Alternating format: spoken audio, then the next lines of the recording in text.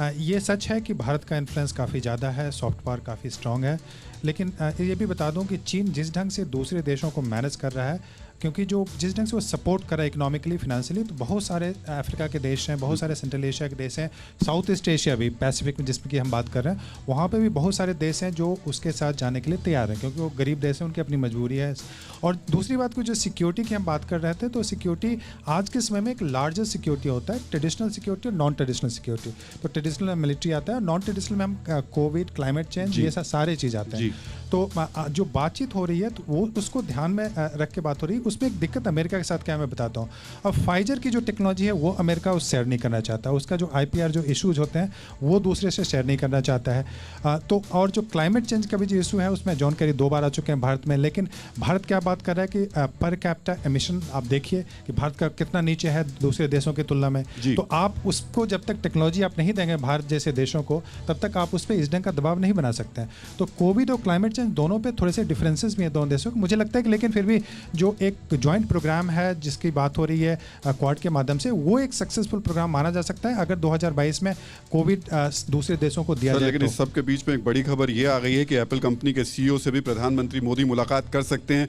जो शेड्यूल था उसमें उनका नाम नहीं था, लेकिन अब जो जानकारी आ रही है उसके मुताबिक एप्पल कंपनी के CEO से प्रधानमंत्री मोदी मुलाकात कर सकते हैं। अमेरिकी कंपनी को चीन से मैन्युफैक्चरिंग को हटाकर भारत में बढ़ाने पर फोकस होगा। ट्रेड वॉर के कारण अमेरिकी कंपनियों का निवेश भारत में बढ़ा है। मेड इन इंडिया के तहत कंपनियों को भारत में कई सुविधाएं दी जा रही हैं। टिम कुक ने 13 मई को चीनी कंपनी में $1 अरब निवेश की घोषणा की थी। जो बात हम कह रहे हैं कि चीन कोशिश करता है, पैसा देता है और लोगों को अपने साथ लाता है, उसकी कमर तोड़ने का सिर्फ एक ही यही उपाय है कि सब लोगों को इस तरीके से जोड़ा जाए। जी हाँ राहुल, और जैसा कि हम अभी पिछले 2 घंटे से बात कर रहे थे वही बात निकल के आई और मुझे खुशी है इस बात की। पर एक बात जो राहुल मैं इसमें जोड़ना चाहूँगा कि आप विदेश से जब निवेश लाते हैं तो यहाँ पर अपने देश में हमें जो कमियाँ हैं, चाहे वो लीगल फ्रेमवर्क है, ज़मीन के अधिकरण में है या टैक्सेशन सिस्टम है, जो भी यहाँ का पूरा ईज़ ऑफ डूइंग बिजनेस है, कुल मिला के हमें जो उसमें कमियां हैं वो हमें जल्द से जल्द भरनी पड़ेगी। अगर हम इतने हालात तो बदले हैं सर, हालात तो बदले हैं, ईज ऑफ डूइंग नहीं पहले से बदले हैं, पर अभी भी वो बहुत सारी कंपनियां ऐसी हैं राहुल विदेश में जो कि अभी आने में हिचकिचाती हैं।